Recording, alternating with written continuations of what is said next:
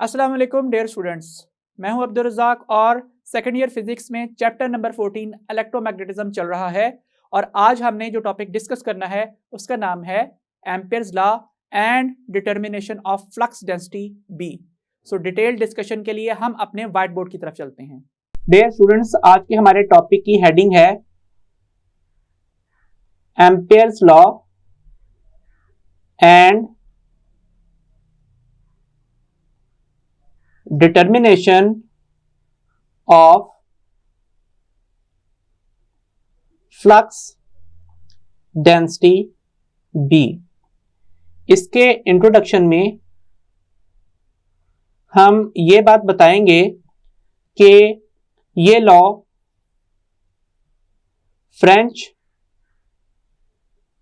Physicist Henry Marie Ampere ने 1819 में formulate किया था। उसी रेफरेंस से इसे हम एम्पियर्स सर्किटल लॉ भी कहते हैं। इसके फॉर्मूला डेरिवेशन के लिए हम एक केस स्टडी लिख लेते हैं और साथ ड्रॉ कर लेते हैं एक डायग्राम में हमने ये बात बतानी है कि हम एक करंट कैरिंग कंडक्टर ड्रॉ कर रहे हैं जिसमें कन्वेंशनल करंट I किस तरफ फ्लो कर रहा है, अपवर्ड्स फ्लो कर रहा है, और ये करंट कैरिंग कंडक्टर पास कर रहा है थ्रू अ कार्डबोर्ड। एक कार्डबोर्ड के अंदर से ये करंट कैरिंग कंडक्टर पास कर रहा है। सबसे पहले तो हम इसको ड्रॉ कर लेते हैं। लेट्स से मैं कहता हूं कि ये वो कार्डबोर्ड है जिसके अंदर से ये करंट कैरिंग कंडक्टर पास कर रहा है, और करंट कैरिंग कंडक्टर को हम यहाँ पे इस ऑरेंज लाइन से रिप्रेजेंट कर देते हैं इस तरह से कि यहाँ पे कार्डबोर्ड के बिल्कुल सेंटर से ये करंट कैरिंग कंडक्टर पास कर रहा है और ये अपवर्ड डायरेक्शन में करंट को कैरी कर रहा है। तो इसके करंट की डायरेक्शन को भी हम रिप्रेजेंट कर देते हैं किस तरह से कि यहाँ पे करंट अपवर्ड डायरेक्शन में फ्लो कर रहा है। हमने इस चैप्टर के स्टार्ट में जो टॉपिक पढ़ा था उसमें हमने ये बात देखी थी कि करंट कैरिंग कंडक्टर की विसिनिटी में magnetic field lines large number of concentric circles की सूरत में बनती है। कंसेंट्रिक सर्कल्स क्या होते हैं? ऐसे सर्कल्स जिनका सेंटर सेम हो। मैं इन्हीं कंसेंट्रिक सर्कल्स में से एक सर्कल को इस तरह से ड्रॉ कर रहा हूं। ये जो ब्लू कलर की लाइन है ये किसको रिप्रेजेंट कर रही है? ये रिप्रेजेंट कर रही है एक क्लोज्ड 2 डायमेंशनल पाथ को। और ये पाथ किस तरह का है? ये एक सर्कुलर पाथ है। इस पाथ का जो रेडियस है वो रेडियस है r। दैट मीन्स चूंकि इस सर्कल का जो सेंटर है वो बिल्कुल इस पॉइंट पे लाई करता है जहां से ये वायर कार्डबोर्ड से इमर्ज हो रही है, इसलिए वहां से इस सर्कल के किसी भी पॉइंट तक का जो फासला है, जो डिस्टेंस है, वो रेडियस r के इक्वल होगा। अब हमने नेक्स्ट स्टेप क्या करना है? हमने नेक्स्ट स्टेप ये करना है कि इस पूरे पाथ को large number of length elements में स्प्लिट कर लें। नेक्स्ट स्टेप हम यहां पे लिखते हैं split the path into large numbers of length elements such that each element is a straight line. इससे फायदा क्या होगा? Can be dealt as a vector. जब हम इस पूरे पाथ को स्मॉल लेंथ एलिमेंट्स में डिवाइड कर लेंगे इस तरह से कि ये जो पहला लेंथ एलिमेंट बन रहा है इसका नाम लेट से मैं कहता हूं कि इसका नाम होगा डेल्टा L1, और उसके बाद जो नेक्स्ट एलिमेंट होगा उसका नाम क्या होगा? उसका नाम होगा डेल्टा L2। फिर यहां पे जो थर्ड लेंथ एलिमेंट बनेगा इस तरह से, उसका नाम क्या होगा, उसका नाम होगा डेल्टा L3। और large number of length elements बनेंगे और यहां पे हम जनरल रिप्रेजेंटेटिव टर्म लिख रहे हैं, इसका नाम क्या है, इसका नाम है डेल्टा Li। डेल्टा Li क्या है, आई की जगह पे आप 1 पुट कर लेंगे तो वो पहला लेंथ एलिमेंट बन जाएगा, 2 पुट कर लेंगे तो वो दूसरा लेंथ एलिमेंट बन जाएगा। तो इस तरीके से हमने इसे large number of length elements में डिवाइड कर लेना पूरे पाथ को, इस तरह से कि जो लास्ट लेंथ एलिमेंट होगा इसका नाम क्या लिखा जाएगा, इसका नाम लिखा जाएगा डेल्टा Ln, ये nth लेंथ एलिमेंट है। सो जब आप इस तरीके से large number of length elements में इस पूरे पाथ को डिवाइड कर लोगे, सो आप इसको वेक्टोरियली ऐड करोगे तो ये सर्कल के सर्कमफ्रेंस को ट्रेस करते हुए उसी पॉइंट के ऊपर आ जाओगे जहां पे आपने स्टार्ट किया था। दैट मींस इन तमाम जो लेंथ एलिमेंट्स है उनका वेक्टर सम नल वेक्टर के इक्वल आएगा, लेकिन अगर आप स्केलर फॉर्म्स में इनको ऐड करते हो तो फिजिकली ये एक सर्कल को ट्रेस आउट करेंगे। अब हमने ऐसा क्यों किया, ऐसा हमने इसलिए किया क्योंकि हम जानते हैं कि जो मैग्नेटिक फील्ड है वो सर्कल्स की सूरत में बनती है। तो अगली बात हम ये बता देते हैं कि जो मैग्नेटिक फील्ड है वो किस फॉर्म में होती है, वो होती है कंसेंट्रिक सर्कल्स की सूरत में। और लेट से मैं कहता हूं at radius r, radius r के बराबर डिस्टेंस के ऊपर जो मैग्नेटिक फील्ड की स्ट्रेंथ है वो स्ट्रेंथ क्या है, वो स्ट्रेंथ है लेट से b। अब चूंकि मैग्नेटिक फील्ड भी यहां पे सर्कल कंप्लीट कर रही है इसलिए उसको भी हमने छोटे छोटे कंपोनेंट्स में डिवाइड कर लेना है, इस तरीके से कि यहां पे इस जगह के ऊपर जो मैग्नेटिक फील्ड स्ट्रेंथ बनेगी उसका नाम क्या होगा, उसका नाम होगा b1 वेक्टर। जो यहां पे बनेगी इस जगह के ऊपर उसका नाम क्या होगा, वो होगा b2 वेक्टर। ऐसे ही यहां पे बनने वाली जो मैग्नेटिक फील्ड वेक्टर फॉर्म में होगी वो क्या होगी, वो होगी b3 वेक्टर। यहां पे हम कोई जनरल रिप्रेजेंटेटिव टर्म बनाएंगे जिसका नाम क्या है, जिसका नाम है bi, और जो आखिरी लेंथ एलिमेंट है उसके पैरेलल बनने वाली जो मैग्नेटिक फील्ड की वैल्यू है वेक्टर फॉर्म में वो होगी bn। तो यहां तक हमने केस स्टडी लिख लिया। हमने यहां पे क्या बताना है, हमने ये बताना है let us consider that we have a current carrying conductor through which a conventional current I is flowing in upward direction. The current carrying conductor is passing through a cardboard. Let us draw a closed two-dimensional path in the form of circle of radius r. At its center, the current carrying conductor will be passing through the cardboard. Split the path into large number of length elements such that each length element is a straight line. So each straight line can be dealt as a vector. So in length elements को describe कर दें कि ये length elements क्या हैं, ये delta L1, delta L2, delta L3 हैं और चलते चलते ये क्या होंगे, ये डेल्टा Ln तक जाएंगे और डेल्टा Li इनका रिप्रेजेंटेटिव टर्म होगी। नेक्स्ट हम ये बात बताएंगे, since magnetic field is also in the form of concentric circles at the radius r from the current carrying conductor, the strength of magnetic field will be b। So we will divide this circular path of magnetic field lines into small components such that each component is parallel with its respective length elements. For example, b1 vector is parallel with delta L1, b2 vector is parallel with delta L2, b3 is parallel to delta L3 and so on up till bn is parallel with delta Ln. So यहां तक हमने इसका case study discuss कर लिया। Next हमने जो heading देनी है वो होनी है इसकी मैथमेटिकल डिस्कशन या फिर मैथमेटिकल डेरिवेशन की। सो हेडिंग है मैथमेटिकल डेरिवेशन। मैथमेटिकल डेरिवेशन में हम ये लिखेंगे,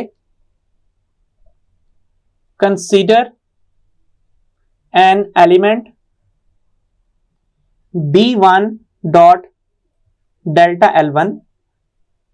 ऑब्वियसली जो b1 डॉट डेल्टा L1 है स्केलर प्रोडक्ट की डेफिनेशन के मुताबिक, जिसमें a डॉट b किसके इक्वल होता है, ab cos थीटा के इक्वल होता है। सो ये किसके इक्वल बन जाएगा, ये बन जाएगा b1 delta L1 cos of theta के इक्वल। और फर्दर हम ये बात जानते हैं कि यहां पे जो एंगल बन रहा है b1 में और L1 में वो कितना है, वो है 0 डिग्री। सो इस वजह से चूंकि cos 0 डिग्री किसके इक्वल होता है, cos 0 डिग्री 1 के इक्वल होता है, इस वजह से ये फैक्टर B1 डेल्टा L1 के इक्वल आ जाएगा। फिर हम लिखेंगे सिमिलरली जो B2 dot delta L2 element है वो किसके इक्वल होगा, वो B2 डेल्टा L2 के इक्वल होगा। और जो B3 dot delta L3 element है वो किसके इक्वल होगा, वो B3 डेल्टा L3 के इक्वल होगा, क्योंकि हर केस में ही मैग्नेटिक फील्ड का कंपोनेंट रिस्पेक्टिव लेंथ एलिमेंट के साथ पैरेलल बन रहा है। सो चलते चलते जो लास्ट एलिमेंट बनेगा वो क्या होगा, वो होगा Bn डॉट डेल्टा Ln, और फर्दर ये किसके इक्वल होगा, ये होगा Bn डेल्टा Ln के इक्वल। अब हमने नेक्स्ट क्या करना है, नेक्स्ट हम यहां पे लिखेंगे add all these elements. Elements क्यों कहा जा रहा है, क्योंकि हमने इसको जो रीड आउट करना है, इस टर्म को सिंपली क्या रीड आउट करना है, the dot product of B3 dot delta L3। फिलहाल हमने इसे कोई नाम नहीं दिया, इसे एज अ होल ऐसे ही रीड आउट करना है।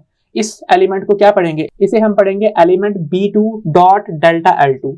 तो इस तरीके से हमने यहाँ पे इसको रीड आउट कर लेना है। नेक्स्ट हमने क्या करना है, हमने इनको ऐड करना है। सो ऐड करेंगे तो क्या बनेगा, ये बनेगा B1 dot delta L1 plus B2 dot delta L2 plus B3 dot delta L3 plus so on. चलते चलते एक जनरल रिप्रेजेंटेटिव एलिमेंट आएगा Bi डॉट डेल्टा Li। यहाँ पे i की जगह पे हम 1 पुट कर लें तो पहला एलिमेंट बन जाएगा, 2 पुट कर लें तो दूसरा एलिमेंट बन जाएगा, और ऐड होते होते आखिर में लास्ट टर्म आएगी जिसका नाम क्या है, जिसका नाम है Bn डॉट डेल्टा Ln। हम ये बात जानते हैं कि मैथमेटिक्स के अंदर अगर हमने इस तरह से कुछ एडिशन करनी हो, x square plus x cube plus x raise to power 4 plus so on up till x raise to power 10, तो हम इसे समेशन की फॉर्म में लिख सकते हैं। किस तरह से हम लिखेंगे, summation x power i and i start from 2 and goes to 10। So यहाँ पे स्टार्टिंग पॉइंट आता है, यहाँ पे एंडिंग पॉइंट आता है, और ये आई तमाम पावर्स की रिप्रेजेंटेटिव होती है, और सिग्मा ये बताता है कि तमाम पावर्स के साथ इसने ऐड होना है। आप आई की जगह पे जे के कुछ भी लिख सकते हैं। और अगर ये टर्म्स मल्टीप्लाई हो रही हो, for example x square multiplied by x cube multiplied by x 4 so on up till x 10, तो इसे किस तरह से लिखते हैं, इसे लिखते हैं हम pi x i where i starts from 2 and goes to 10। So अगर आपने मल्टीप्लिकेशन करनी हो तो पाई का सिंबल यूज किया जाता है, एडिशन करनी हो तो समेशन का सिंबल यूज किया जाता है, सिग्मा यूज किया जाता है। तो यहां पे चूंकि एडिशन हो रही है इसलिए हम इस टर्म को इस तरह से लिख सकते हैं, sigma b i dot delta l i, और आई स्टार्ट हो रहा है कहां से, 1 से, और एंडिंग टर्म क्या है, इट इज एन। तो हम इसे इस तरह भी लिख सकते हैं और हम इसे इस तरह से भी लिख सकते हैं।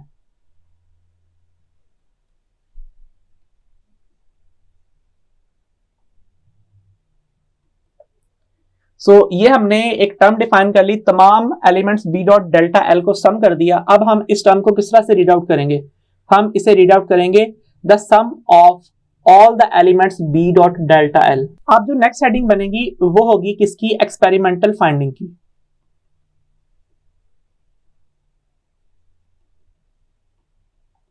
एक्सपेरिमेंटल फाइंडिंग्स क्या थी, एक्सपेरिमेंटल फाइंडिंग्स ये थी कि जब भी आप इस तरह का कोई केस ड्रॉ करते हो तो उसमें तमाम elements B dot delta L elements का सम किसके प्रोपोर्शनल होता है, वो करंट के प्रोपोर्शनल होता है जो कि इस वायर के अंदर से पास कर रहा है।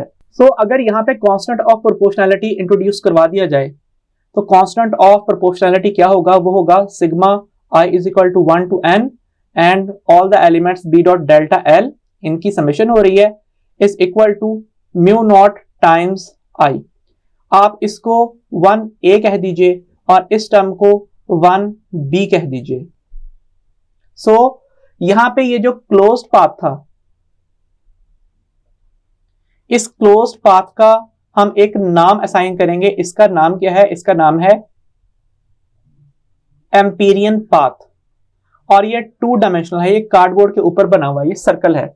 आपको याद होगा चैप्टर 12 में हमने गॉसेस लॉ की एप्लीकेशंस पढ़ी थी और उसमें हम किसी भी चार्ज को एनक्लोज करते हुए एक गॉसियन सरफेस ड्रॉ करते थे। वो सरफेस 3 डायमेंशनल होती थी, वो स्फीयर्स की फॉर्म में होती थी, वो सर्कल्स की फॉर्म में नहीं होती थी। लेकिन जो मैग्नेटिक फील्ड के लिए हमने पाथ बनाया है जो कि किसी करंट कैरिंग वायर को एनक्लोज कर रहा है, उस पाथ को हम क्या कहते हैं, उसे हम एम्पीरियन पाथ कहते हैं और वो 2 डायमेंशनल होता है। सो यहां से हम इसकी स्टेटमेंट को रीड आउट कर सकते हैं। एम्पियर्स लॉ की स्टेटमेंट को हम इस तरह से रीड आउट कर सकते हैं। स्टेटमेंट क्या है, the sum of all the elements B dot delta L, इस टर्म की बात हो रही है, is directly proportional to the net current enclosed within the Amperian path. So हमने यहां पे इस इक्वेशन को रीड आउट कर लिया है। The sum of all the elements B dot delta l is directly proportional to the net current enclosed within the Amperian path।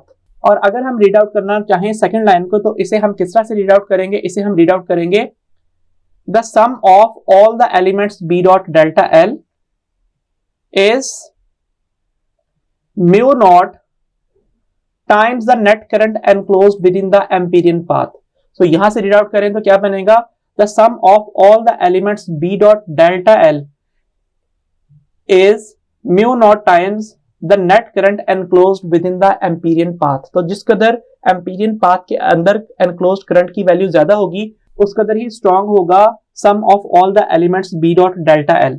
तो इस तरीके से हमने यहाँ पे इसकी स्टेटमेंट डिफाइन कर ली है। अब हम जरा यहाँ पे आने वाले कांस्टेंट की बात कर लेते हैं कि कांस्टेंट क्या है। इसे हम मो नॉट पढ़ते हैं and it is called constant of proportionality and its name is permeability of free space। अगर आपको कहा जाए कि permeability of free space को डिफाइन कर दें तो इसे हम किस तरह से डिफाइन करेंगे। इक्वेशन क्या है, इक्वेशन है sigma b dot delta l I where I starts from 1 and goes to n is equal to mu naught I। Rearrangements करें, करंट उस तरफ जाके डिवाइड हो जाएगा, इक्वेशन बनेगी mu naught is equal to sigma b dot delta l I start from 1 and goes to n divided by I। So यहां से हम मो नॉट को डिफाइन कर सकते हैं। ग्रीक में इस अल्फाबेट को मो पढ़ा जाता है, लेकिन जनरल प्रोनाउंसिएशन में इसे हम म्यू भी पढ़ लेते हैं। हम अगर परमिएबिलिटी ऑफ फ्री स्पेस को डिफाइन करना चाहें तो सबसे पहले हमें न्यूमरेटर पढ़ना पड़ेगा। न्यूमरेटर में क्या लिखा हुआ है, न्यूमरेटर में लिखा हुआ है the sum of all the elements B dot delta l. Division पढ़ लीजिए, इसे कैसे पढ़ेंगे, पर यूनिट, अब बारी है करंट की, आई की, पर unit current enclosed within the Amperian path is called permeability of free space। सो इस तरीके से हमने इसको डिफाइन कर लिया है। सो डेफिनेशन क्या है, the sum of all the elements B dot delta l per unit current enclosed within the Amperian path is called permeability of free space. Next term होगी इसकी एक्सपेरिमेंटल वैल्यू। सो हम यहां पे हेडिंग दे देते हैं experimental value कितनी है।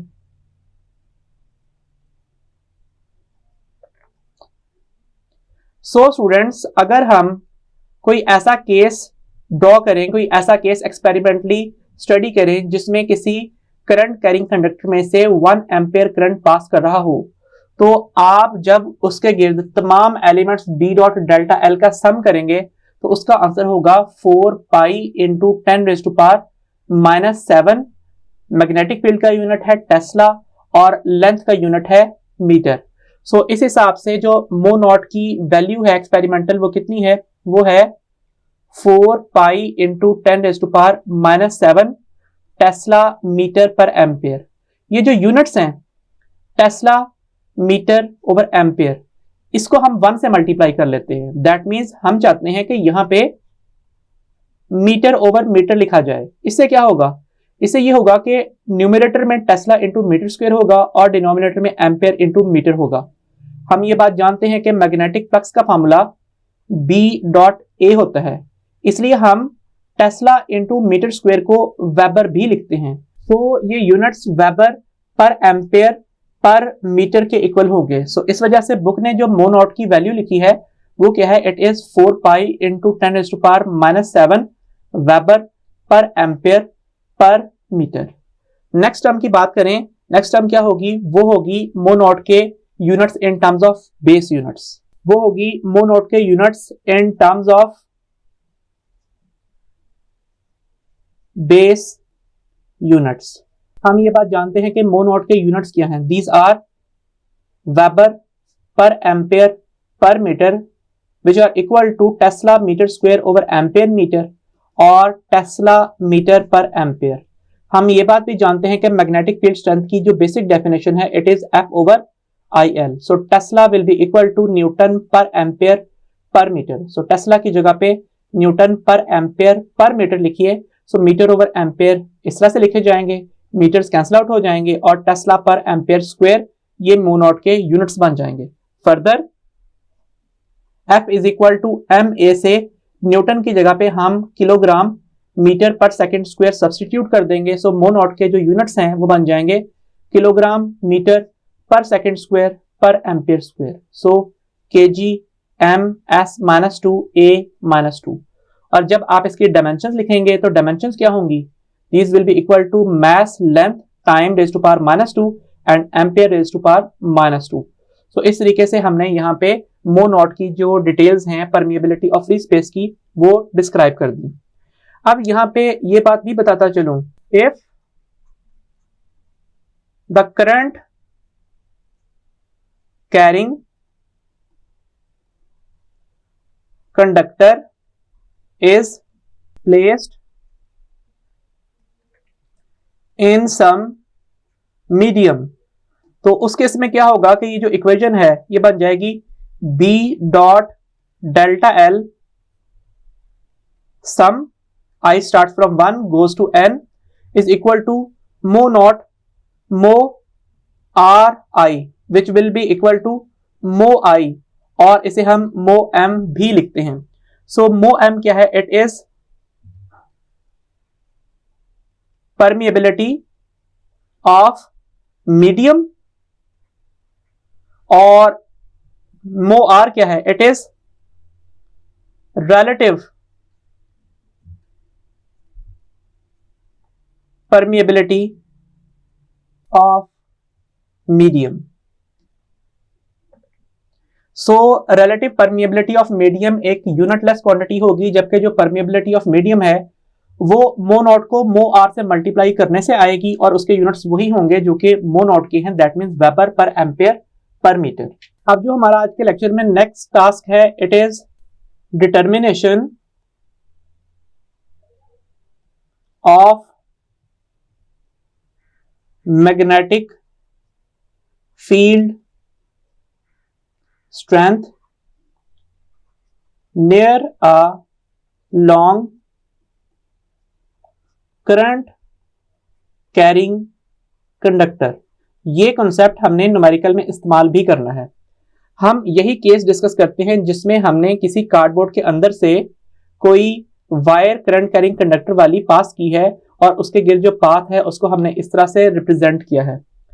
अब हमने यहाँ पे एम्पेयर्स लॉ को अप्लाई कर देना है। एम्पेयर्स लॉ क्या है, it is sigma B dot delta L I starts from 1 goes to n is equal to mu naught times I. So sum of all the elements B dot delta L is equal to mu naught times the total current enclosed within the Amperian path. Next step आप ये लिखिए कि ये जो तमाम B dot delta L elements हैं ये B delta L cos of theta के इक्वल बनेंगे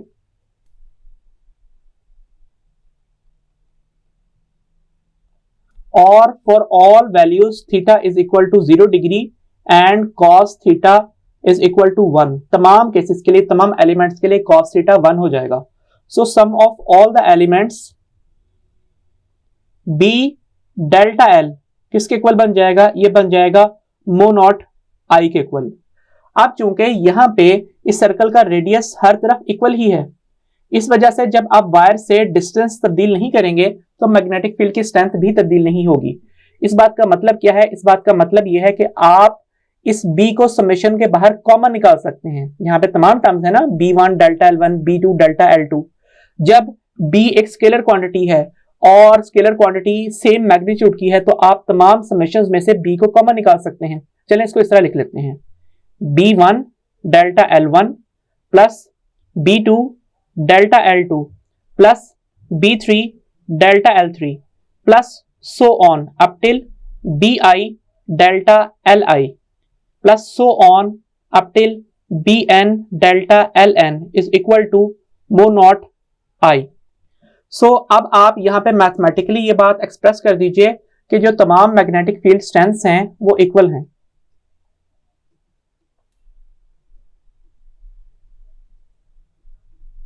सो सबको b से एक्सप्रेस कर लें, ये लिखी जाएंगी b delta l1 plus b delta l2 plus b delta l3 plus so on up till b delta li plus so on up till b delta ln is equal to mu naught i।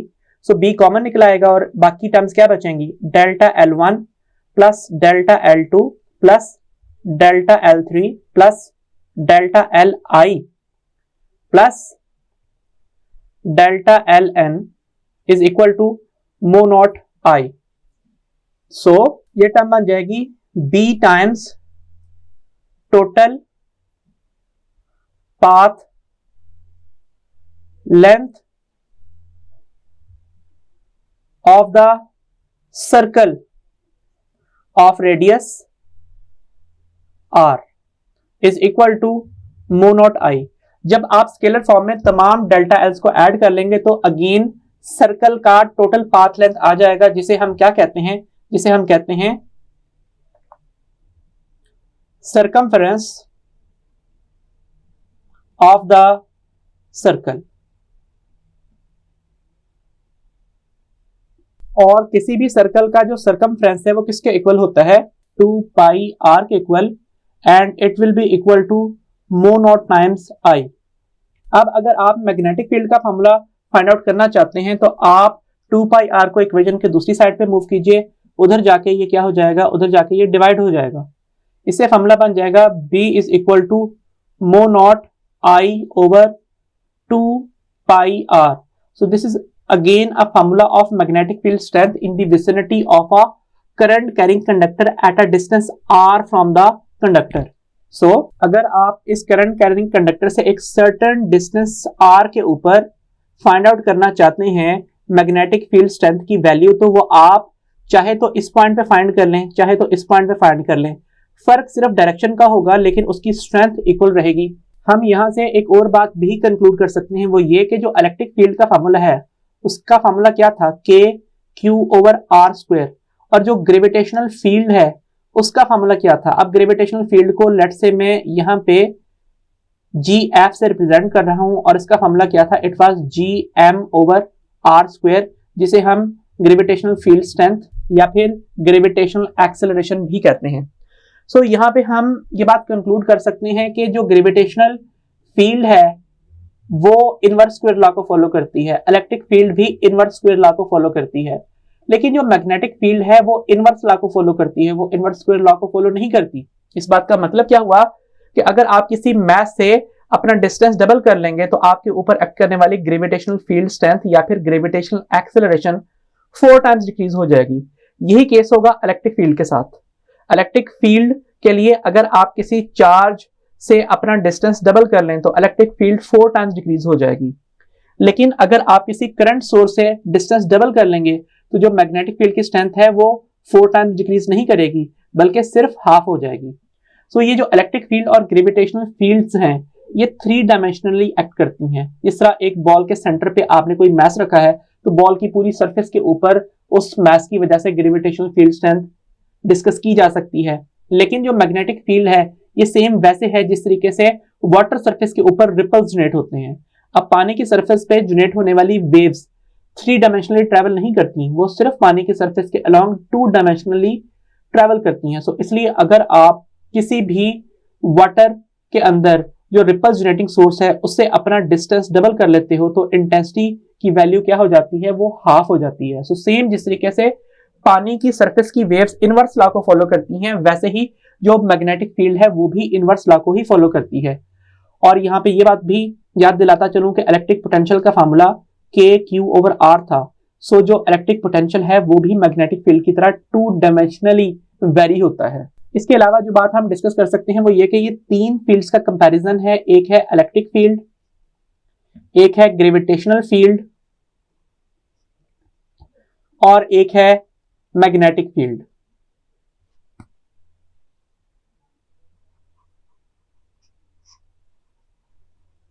जो इनके formulas हैं वो हम जानते हैं कि force per unit charge के equal है इलेक्ट्रिक फील्ड, जो ग्रेविटेशनल फील्ड है वो वेट पर यूनिट मास के इक्वल है, वेट भी फोर्स ही होता है।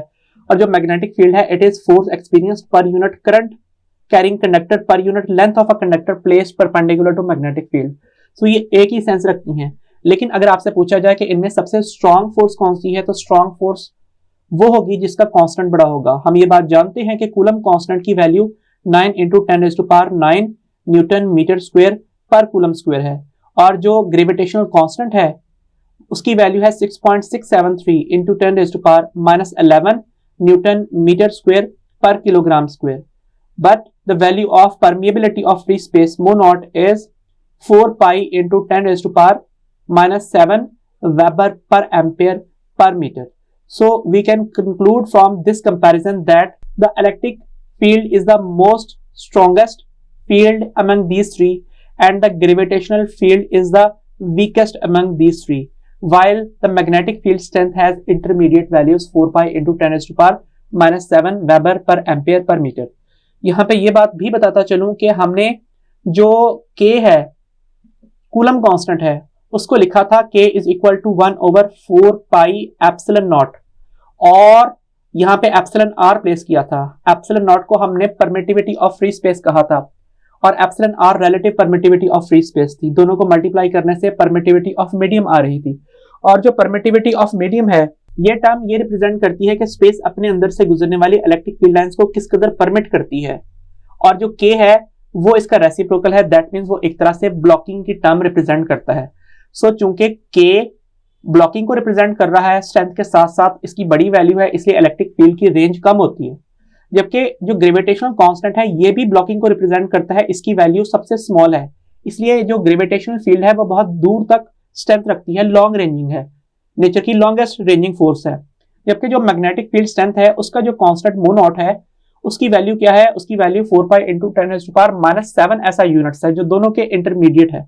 इसका मतलब है कि इसकी ब्लॉकिंग ग्रेविटेशनल फील्ड जितनी कम तो नहीं लेकिन जो इलेक्ट्रोस्टैटिक फील्ड है उस जितनी ज्यादा भी नहीं। सो इसका मतलब है मैग्नेटिक फील्ड की रेंज इन दोनों के दरमियान में ही होगी, ना तो ये इलेक्ट्रिक फील्ड की तरह शॉर्ट रेंज होगी ना ही ग्रेविटेशनल फील्ड की तरह बहुत ही लॉन्ग रेंज होगी, बल्कि इसकी रेंज की जो रिप्रेजेंटेटिव टर्म है वो इलेक्ट्रिक फील्ड और ग्रेविटेशनल फील्ड की रिप्रेजेंटेटिव टर्म्स के इंटरमीडिएट वैल्यूज रखती होगी।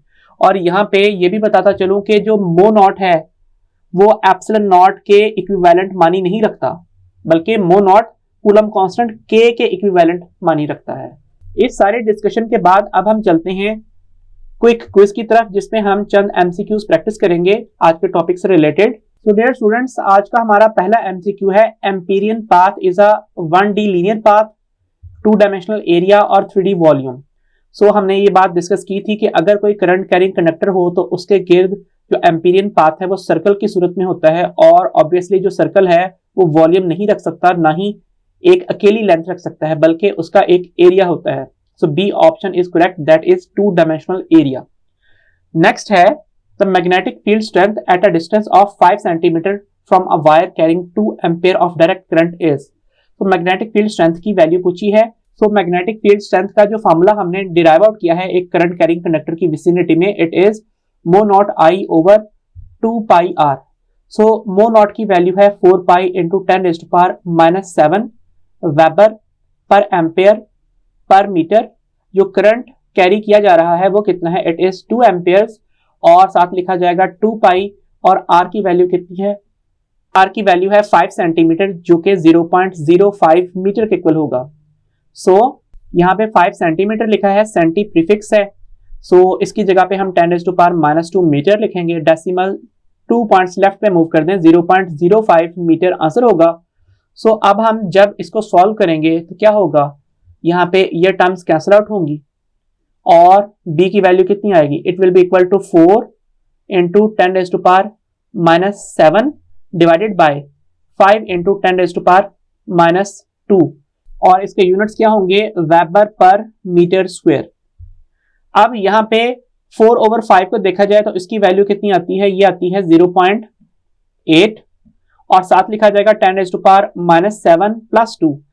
डिनोमिनेटर में जो पावर नेगेटिव होती है वो न्यूमिनेटर में आके प्लस हो जाती है। फर्दर हम ये बात जानते हैं कि मैग्नेटिक फ्लक्स का फॉर्मूला B डॉट A होता है, जिसकी वजह से वेबर की जगह पे tesla into metre square put कर सकते हैं। So tesla into metre square over metre square cancel out हो जाएगा, और मैग्नेटिक फील्ड का आंसर होगा 0.8 इंटू 10⁻⁵ टेस्ला। अब अगर यहाँ पे माइक्रो में आंसर गिवन है और आपने माइक्रो की कन्वर्जन करनी है तो बहुत ही आसान काम है, आप सिंपली 0.8 इंटू 10⁻⁵ में 0 ऐड कर दें। और 0 क्यों ऐड करना, आप यहाँ पे 6 ऐड करें और 6 को ही सब्ट्रैक्ट कर दें, इन दोनों टर्म्स को कंबाइन कर दें, ये बन जाएगा 0.8 इंटू 10⁻⁵ प्लस 6 इंटू 10⁻⁻6 टेस्ला। हमने -6 वाली बेस अलहदा कर दी है। अब 10⁻⁻6 टेस्ला क्या बनेगा, ये बन जाएगा माइक्रो टेस्ला, और बाकी टर्म होगी 0.8 इंटू 10⁻1। सो 0.8 को 10 से मल्टीप्लाई करेंगे, आंसर होगा 8 micro tesla. So this is our right option D. Next question है, magnetic field strength has a value of 60 micro tesla. So magnetic field की वैल्यू है 60 माइक्रो टेस्ला, और 60 into 10⁻⁻6 tesla at a distance of 1 meter from a wire carrying a current. What is the value of current flowing through the wire? I की value पूछी गई है, B is equal to mo naught I over 2 pi R, और I is equal to 2 pi R B over mo naught। Numerator की terms दूसरी तरफ जाके multiply हो गई हैं, so I will be equal to 2 pi, R की value है 1 मीटर, मैग्नेटिक फील्ड है 60 into 10⁻⁻6 tesla divided by mu naught 4 pi into 10⁻⁻7 weber per ampere per metre. So pi से कैंसिल आउट होगा, और यहाँ पे 2 बचेगा, और 2 कैंसिलेशन के बाद यहाँ पे 30 लेके आएगा। सो हमें आंसर पहले ही पता चल चुका है कि सी आंसर है, लेकिन हम फिर भी जरा पावर जस्टिफाई कर लेते हैं। 30 इंटू 10⁻⁻6 और प्लस 7। हम ये बात जानते हैं कि मैग्नेटिक फील्ड में B is equal to F/IL की वजह से टेस्ला की जगह पे Newton per ampere per metre put किया जा सकता है। तो टेस्ला की जगह पे सब्सटीट्यूशन कर दीजिए, Newton per ampere per metre, यहाँ पे एम्पेयर पर मीटर मौजूद है, और डिवीजन में क्या है, डिवीजन में है वेबर, और 1 मीटर यहाँ पे भी मौजूद है, इसकी वजह से ये स्क्वायर बन जाएगा। अब एम्पेयर से और मीटर की एक पावर से कैंसिल आउट हो जाएगी। करंट की वैल्यू क्या आएगी, ये बन जाएगी 30 इंटू 10⁻1, और बाकी यूनिट्स क्या हैं, जिसमें यहाँ पे इधर भी 1 मीटर मौजूद है, सो यहाँ पे स्क्वायर कर दीजिए, मीटर एक पावर से कैंसिल आउट हो जाएगा, एम्पेयर कट जाएगा, सो ये बन जाएगा न्यूटन ओवर वेबर। हम ये बात जानते हैं कि phi B is equal to B dot A लिखा जाता है, जिसकी वजह से weber tesla into metre square के इक्वल होता है। So newton over tesla into metre square, और यहाँ पे 1 मीटर मौजूद है, और टेस्ला की जगह पे सब्स्टिट्यूशन अगेन कर लीजिए, ये बन जाएगा Newton per ampere per metre Tesla की जगह पे, और newton metre over metre square as it is मौजूद है, न्यूटन कैंसिल आउट हो जाएगा, मीटर्स कैंसिल आउट हो जाएंगे, और आंसर होगा एम्पेयर्स में। So 300 amperes is our right option, जो कि हम पहले ही सिर्फ 3 आने से गैस कर चुके हैं। सो डियर स्टूडेंट्स, आज हमने एम्पियर्स लॉ डिफाइन किया और इसको अप्लाई करना सीखा। कल हम इसकी एक application magnetic field due to a current carrying solenoid discuss करेंगे। सो अंटिल नेक्स्ट लेक्चर, खुदा हाफिज।